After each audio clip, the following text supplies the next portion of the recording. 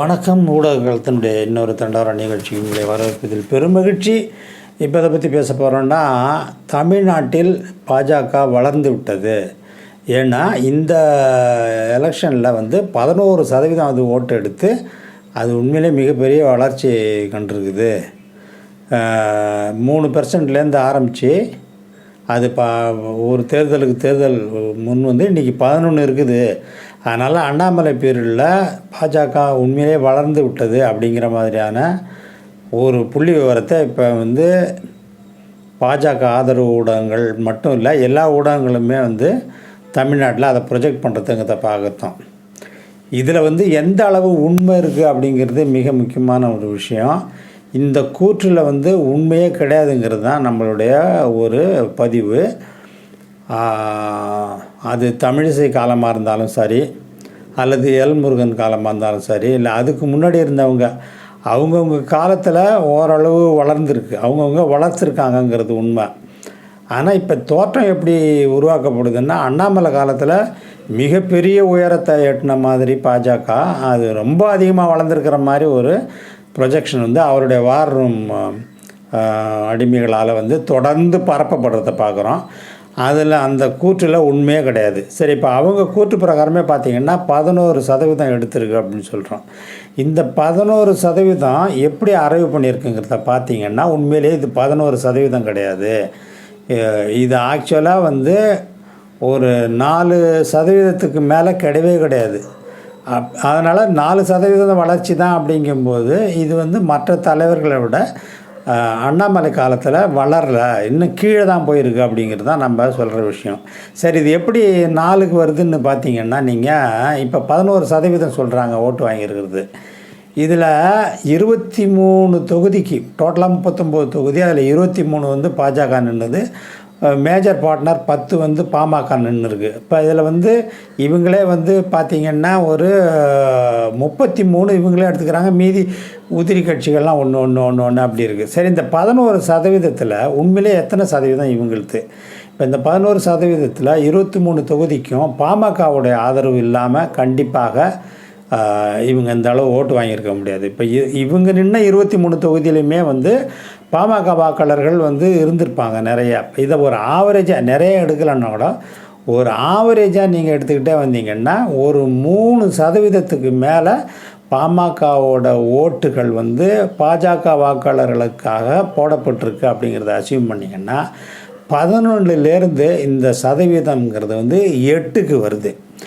அப்புறம் இந்த 8லேருந்து நீங்கள் ஃபர்தராக நீங்கள் பண்ணிங்கன்னா, இப்போ இதில் பாஜக டிக்கெட்டில் நின்ன மிக பிரபலமானவங்கள்லாம் இருக்காங்கள்ல, அவங்களுடைய ஓட்டுகள் எல்லாமே பார்த்திங்கன்னா ஒரு 2% இருக்கும். அது யாரோட ஓட்டுன்னு பார்த்திங்கன்னா, பாரிவேந்தர் அவருக்குன்னு ஒரு செல்வாக்கு ஏற்கனவே அவர் எம்பியாக இருந்திருக்க தொகுதியில் இருக்குது, அவருக்குன்னு ஒரு செல்வாக்கு இருக்கும். வேலூரில் ஏசி சண்முகம் அவருக்குன்னு ஒரு செல்வாக்கு கண்டிப்பாக இருக்கும். இப்போ சிவகங்கையில் தேவநாதன் நின்னார், அங்கே யாதவ ஓட்டுகள் அது இருக்கும். அதனால் அவர் அந்த கொஞ்சம் கேஸ்ட் ஓட்டுகள் நிறைய அந்த பக்கம் அவருக்கு இருந்திருக்கு. அதேமாரி இந்த பக்கம் பார்த்திங்கன்னா ராதிகா சிவகுமார் நின்னாங்க ஒரு தொகுதியில். அவங்க நடிகைங்கிற முறையில் அவங்களுக்குரிய நிறைய சதவீத ஓட்டுகள் கண்டிப்பாக ஒரு நடிகைங்கிற ஒரு அந்த ஒரு பாப்புலாரிட்டிக்காக கூட விழுந்திருக்கும் இல்லைங்களா? இப்போ இது எல்லாமே நீங்கள் இந்த மாதிரி ஒரு பிரபலங்களை பாஜக சின்னத்தில், தாமரை சின்னத்தில் நிறுத்துவதன் மூலமாக ஏறக்குறைய நமக்கு தெரிஞ்சு ஒரு 3% ஓட்டு இப்படி தான் டிவைடாக இருக்கும். இப்போ இதில் நீங்கள் 3% போச்சுன்னா, 8ல் 3% போச்சுன்னா மீதி 5% இருக்குது. இப்போ இந்த 5%த்தில் பார்த்திங்கன்னா ஓபிஎஸோட ஒரு அவங்க ஆதரவாளர் தமிழ்நாடு முழுக்க இருக்கிறாங்க, டிடிவியோட ஆதரவாளர்கள் இருக்கிறாங்க. அதாவது இவங்கெல்லாம் ஓபிஎஸ்க்கு நின்ன தொகுதியை தவிர மற்ற தொகுதிகளும் இருப்பாங்க இல்லைங்களா? அதேமாரி டிடிவிக்கும் மற்ற தொகுதியில் ஆட்கள் நிறைய பேர் இருப்பாங்க. அப்புறம் நம்ம அங்கே பார்த்தோம்னா வேறு சில பகுதிகளில் இப்போ இந்த மாதிரி தான் ரொம்ப பிரபலங்கள் மூலமாக போடப்பட்ட ஓட்டுகள்ங்கிறது அது கண்டிப்பாக ஒரு 2% இருக்கும் கண்டிப்பாக. ஆனால் 8லேருந்து வந்து இந்த ஒரு பிரபலங்கள் நின்ன பகுதிக்கு வந்து ஒரு 3 கழிச்சுக்கிட்டோம்னா 5, 5லேருந்து ஃபர்தராக வந்து அதாவது பாஜகவுடைய ஆதரவாளராக நின்ற ஓபிஎஸ்ஸு, இவர் டிடிவி தினகரன், இந்த மாதிரி பிரபலங்கள் இருக்காங்க. அவங்களத்துல ஒரு 2 கழிச்சிங்கன்னா 5லேருந்து 3க்கு வந்துடுது ஓட்டு. ஸோ ஒரு 3% அப்படி 3ன்னு கூட வைக்காதீங்க நீங்கள். சரி, அதுக்கு 4 இருக்குன்னா கூட வச்சுங்க நீங்கள். இப்போ ஆக்சுவலாக வந்து அண்ணாமலை பீரியடில் வந்து 4% ஓட்டுகள் தான் பிஜேபி வாங்கியிருக்குங்கிறது தான் உண்மையிலும் உண்மை. அதுக்கு மேலே 1% கூட ஏறல. இது வந்து அவங்க நிறைய பேர் வந்து ப்ரொஜெக்ட் பண்ணுறது என்னமோ இது பிஜேபிக்குன்னு எக்ஸ்க்ளூசிவாக கிடைச்ச ஓட்டு அப்படின்னு ப்ரொஜெக்ட் பண்ணுறாங்க. அதில் ஒரு துளி கூட உண்மை இல்லை அப்படிங்கிறத வந்து நீங்கள் அந்தந்த பகுதியில் வாங்கியிருக்க உங்களுடைய ஓட்டுகளை நீங்கள் பாருங்கள்.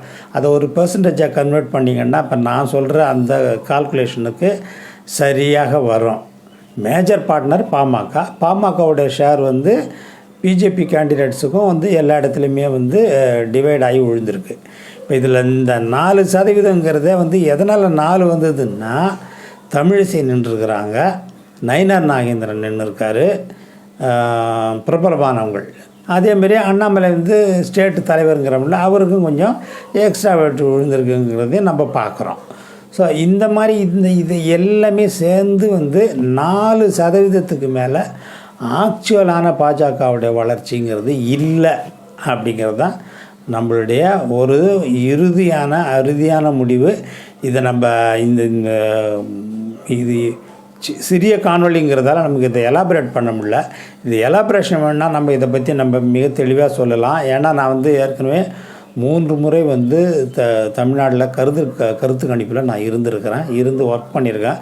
அது எப்படி ஒரு பகுதியிலையும் அது ஒர்க் அவுட் ஆகும் அப்படிங்கிற எனக்கு அந்த கால்குலேஷன் தெரியும்.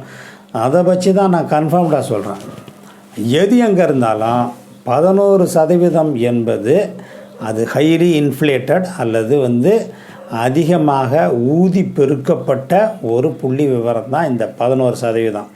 ஆக்சுவலி 11% வந்திருக்குங்கிறது வந்து தேர்தல் ஆணையம் வந்து கொடுக்குற அந்த ஸ்டாட்டிஸ்டிக்ஸ் தான், அதுலேருந்து தான் நம்ம எடுக்கிறோம்.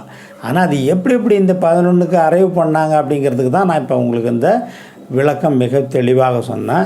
ஆக்சுவல் பிஜேபி ஓட்டுங்கிறது வந்து அண்ணாமலை ஓட்டை எடுத்துக்கலாம், தமிழிசை சொல்லலாம், நயினார் நாகேந்திரன் வந்து அவருக்கு தனிப்பட்ட முறையில் செல்வாக்கு இருக்குங்கிறது நமக்கு நல்லாவே தெரியும்.